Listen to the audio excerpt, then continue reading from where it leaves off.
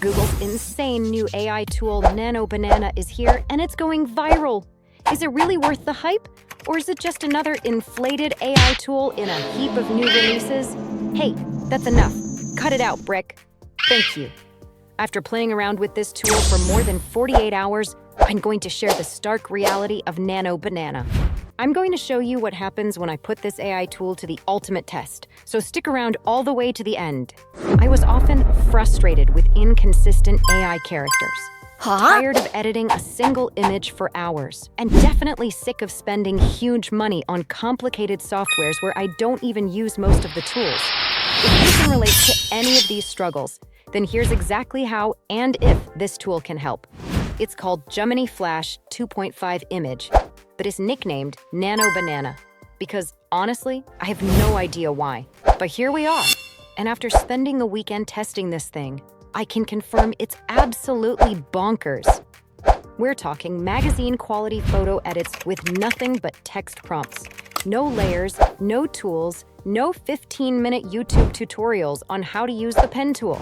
Just make me look like a professional CEO, and boom, instant LinkedIn headshot. The reason this is such a big deal is character consistency. Most AI image generators are like that friend who can never remember what you look like. They'll give you a different face every time. But Nano Banana? Upload one photo and it remembers exactly who you are across every single edit. Is this actually going to kill Photoshop? Well, for most people who just need basic edits, cropping, color correction, maybe slapping some text on an image, yeah, probably. And here's the best part. It's basically free compared to Adobe's monthly subscription. I'll show you what happens when we put Nano Banana to the ultimate pressure test in a few moments. At first, I'm going to show you how to use the free version of Nano Banana in Gemini. I upload my image. I simply select this tool with the yellow banana next to it. Type in my prompt. Make me hold up a Ferrari in a high-octane action sequence. Make it cinematic. Enter. Gotta say, the results are generating faster than they did when the model was released. Look at that. Impressed? Not yet? Wait till you see what I do next. Here's one of the best features of this tool. We can combine multiple images. So I upload images of Brick and me. Now I type, make a cinematic action scene with the robot saving me. Go. Whoa, this is kind of addictive, but not very impressive yet. I upload me, Brick, and a sci-fi landscape and type. Combine these images to create a cinematic sci-fi scene with me and the robot riding robotic horses on an alien planet. Go.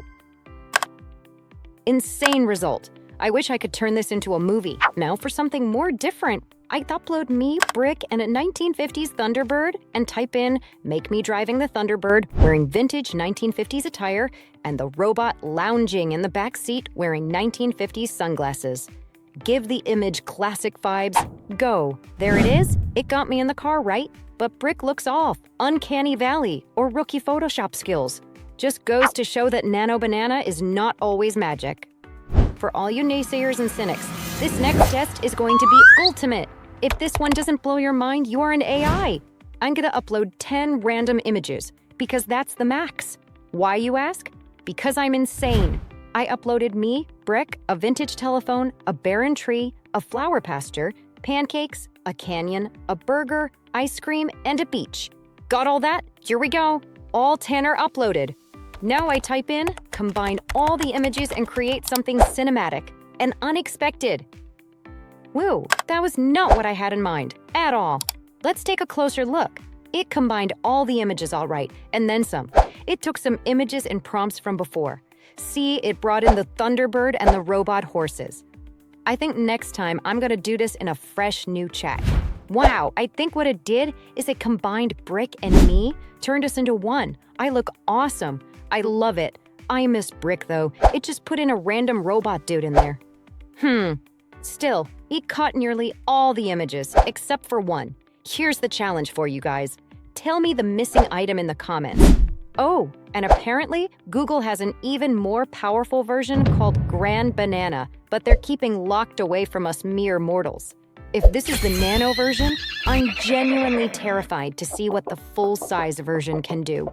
Tell me in the comments if you'd like to see more such tests. I'll see you next time.